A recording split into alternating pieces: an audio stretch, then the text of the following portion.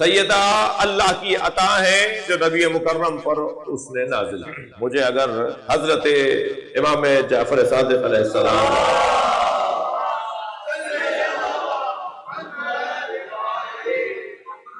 کرم ہو جائے میرے اوپر میرے مولا کا کرم ہو جائے کہ ان کی طرف سے اگر مجھے کوئی رومال آ جائے، مجھے پیغام ملے کہ یہ امام نے کرم ہو جائے، کریموں کا سے سوال کر رہا ہوں کہ یہ امام نے تمہیں رومال بھیجا ہے، تو میں اپنی جان سے زیادہ اس کی حفاظت کروں، اس لیے کہ ہدیہ بے قدر مہدی ہوا کرتا ہے، ہدیہ بے قدر ہدایت دہندہ، ہدیہ دہندہ ہوا کرتا ہے۔ ہدیہ دینے والے کی قیمت کے مطابق ہدیہ کی، جس نے ہدیہ دیا ہے نا اس کی قیمت بنے گی کہ دیا کس نے، یعنی ہدیہ کی قیمت بنے گی کہ دیا کس نے۔ جتنا بڑا دینے والا ہوگا اتنا ہی ہدیہ قیمتی ہو جائے گا۔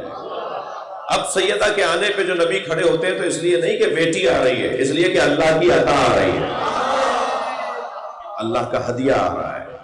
اچھا ممکن ہے کوئی کہے، کوئی بچہ سوچے کہ مولانا یہ تو آپ نے جوش خطابت میں کہہ دیا، ایک آپ کی عقیدت تھی بیوی سے تو آپ نے یہ بات کر دی، دلیل تو دیجئے کہ کیسے ہدیہ ہیں۔ سرکار نے 40 دن ریاضت کی، محنت کی، چلہ کیا، چلہ غار حرا میں 40 دن تک باہر نہیں آئے غار، محنت کرتے رہے، سجدوں پہ سجدے، ذکر پر ذکر۔ 40واں دن جب مکمل ہونے کو ہوا تو غروب سے کچھ قبل جبریل نازل ہوا اور کہا یا رسول اللہ، اللہ نے جنت میں ایک درخت لگایا ہے، غرس اللہ بیدہ، حدیث کہتی ہے اللہ نے ایک درخت اپنے ہاتھ سے جنت میں لگایا ہے، غرس اللہ بیدہ، اللہ نے ایک شجر، ایک درخت اپنے ہاتھوں سے جنت میں لگایا ہے، اس شجر کا نام اس نے رکھا ہے طوبہ، شجرہ طوبہ، درخت طوبہ، اللہ نے اپنے ہاتھ سے ایک طوبہ نامی درخت جنت میں لگایا ہے، ساری نہریں اس درخت کی جڑ سے نکلتی ہیں،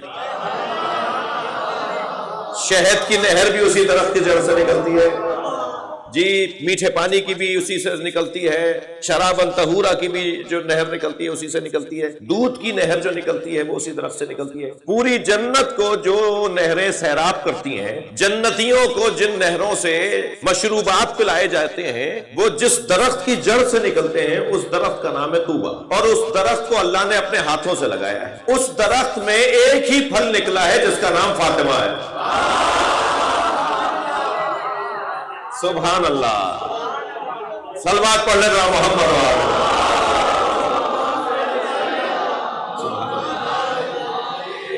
بھائی، فضائل سننا چاہ رہے ہیں آپ؟ اس درخت سے ایک ہی پھل نکلا ہے، وہ ہے جناب زہرا، اور وہ درخت کا پھل اللہ نے لے کر جبریل کو دیا اور کہا جبریل جاؤ میرے نبی کو جا کر کھلاؤ۔ وہ جو درخت کا پھل دیا وہ لے کر کہا جاؤ جا کے غار حرا میں میرا نبی 40 دن سے محنت کر رہا ہے، جا کر یہ درخت کا پھل کھلاؤ۔ جبریل نے کہا یا رسول اللہ، اللہ نے درخت طوبہ، شجرہ طوبہ کا یہ پھل آپ کو بھیجا ہے، اتنی محنت سے اس درخت کو لگایا گیا ہے، اس درخت کی وجہ سے پوری جنت میں رونق ہے، اس درخت کا ایک پھل ہے جو میں آپ کے لیے لے کر آیا۔ نبی نے اس پھل کو کھانے کے لیے جب 2 نیم کیا، اسے توڑا تو اس میں سے نور نکلنے لگا، تو پوچھا جبریل یہ نور کیسا ہے؟ کہا یہ نور فاطمہ ہے۔ سبحان اللہ، فرمایا یہ نور اللہ نے فاطمہ کا نور قرار دیا ہے، یہ آپ کے وجود میں وہ ڈالنا چاہتا ہے۔ تو نبی مکرم نے وہ پھل کھایا، گویا جناب زہرا کا نور منتقل ہوا۔ اور ایک نبی کی زوجاؤں میں سے ایک زوجہ کہتی ہیں کہ میں نے اکثر دیکھا کہ نبی کبھی تنہا ہوتے تھے فاطمہ کے ساتھ، یعنی دونوں بیٹھے ہوتے تھے، تو میں نے دیکھا کبھی آتے جاتے دیکھا، کبھی دور سے دیکھا کہ نبی جب تنہا ہوتے تھے سیدہ کے ساتھ تو سیدہ کے گلے کو، ہاتھوں کو، پیشانی کو سونگھتے تھے۔ تو کہنے لگی جب میں نے کئی دفعہ ہی دیکھ لیا تو ایک دن کہا یا رسول اللہ، لوگ تو اپنے بچوں کا بوسہ دیتے ہیں، آپ فاطمہ کو سونگھتے؟ تو فرمانے لگے میں جب جنت کے پھولوں کا مشتاق ہوتا ہوں تو میں فاطمہ کو سونگھتا ہوں، میں اتنی دیر جنت میں چلا جاتا ہوں۔ فاطمہ زہرا میری جنت ہے، صلوات پڑھ لے نبی کی ذات پہ۔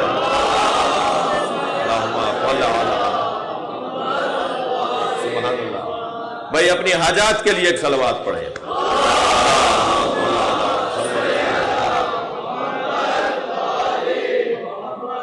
توجہ کر لیا. تو سیدہ کا نور نبی مکرم کے وجود میں منتقل ہوا، اور پھر سیدہ جب دنیا میں تشریف لے کر آئیں تو گویا عطا الہی آئی ہے، عطا پروردگار ہے. اللہ نے کائنات میں مرد بھی بنائے ہیں، عورتیں بھی بنائی ہیں، جوڑے جوڑے بنائے ہیں، ذکور بھی بنائے ہیں، اناس بھی بنائے. اور پھر شادیوں کے موقع پر ہم یہ کہتے ہیں کہ جی فلاں کا جوڑا فلاں کے ساتھ بڑا اچھا لگ رہا ہے، یہ جنت، یہ آسمان کا جوڑا ہے، یہ آسمان پہ. ہمارے ہاں جو شادیاں ہو رہی ہیں وہ آسمان پہ جوڑے، آسمان پہ بنے ہوتے تو زمین پہ نہ ٹوٹ.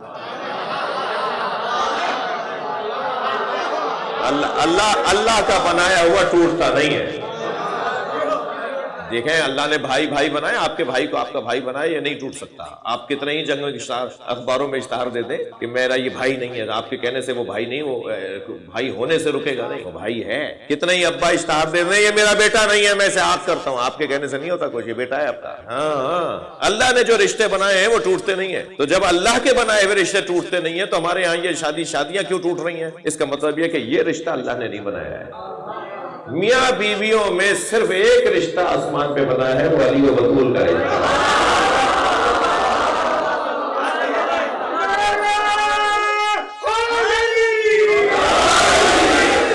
صرف ایک رشتہ آسمان پر بنا ہے، وہ سیدہ کا مولا علی کے ساتھ رشتہ. اللہ نے آسمان پر عرش پر اللہ نے سیدہ کا نکاح مولا علی سے پڑھایا، اور نکاح پڑھاتے وقت پوچھا یا زہرا تمہارا مہر کیا رکھوں؟ فرمایا میں علی کے ساتھ تمہاری شادی کر رہا ہوں. جناب زہرا کا نکاح مولا علی کے ساتھ دو جگہ پر ہوا ہے.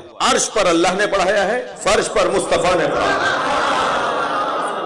اس لیے یہ رشتہ صرف فرشی رشتہ نہیں ہے، یہ کائنات کا واحد رشتہ ہے جو دنیا میں جانے کے بعد جنت میں بھی میاں بیوی رہیں گے. ورنہ کوئی کسی نبی کی زوجہ نہیں ہوگی جنت میں. یعنی نبیوں کی زوجائیں بھی جو دنیا میں تھیں وہ جنت میں نبیوں کی زوجائیں نہیں ہوں گی. صرف ایک جوڑا ہے جو جنت میں بھی جوڑا رہے گا، وہ مولا علی کا جناب زہرا کا جوڑا. اور اس لیے مولا علی اور جناب زہرا کا جوڑا جنت میں بھی جوڑا رہے گا کہ یہ صرف یہاں نکاح نہیں ہوا، یہ وہاں بھی نکاح ہوا ہے. تو یہ رشتہ دو جگہ کا ہے، عالم زر کا بھی ہے، عالم مانویت کا بھی ہے، نورانیت کا رشتہ بھی ہے، اور مادیت کا رشتہ بھی. لہٰذا وہاں بھی رشتہ ہے، یہ باقی رہے گا، یہاں بھی رشتہ باقی رہے گا. فرمایا فاطمہ، اللہ نے کہا فاطمہ میں تمہارا نکاح علی کے ساتھ کر رہا ہوں، بتاؤ مہر کیا رکھوں؟ تھکے تو نہیں ہیں آپ؟ تھوڑے گردن ہلاتے رہیے گا، بات جا رہی ہوتی.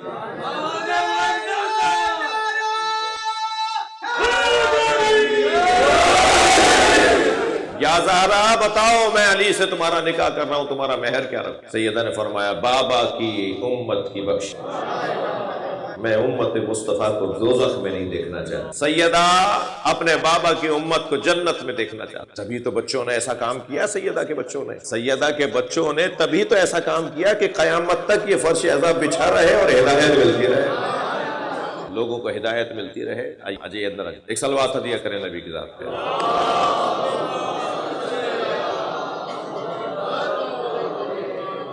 آپ نوحہ پڑھیں گے، ایک اور صلوات تمام ذاکرین کی، آپ سب کی حفاظت کے لیے.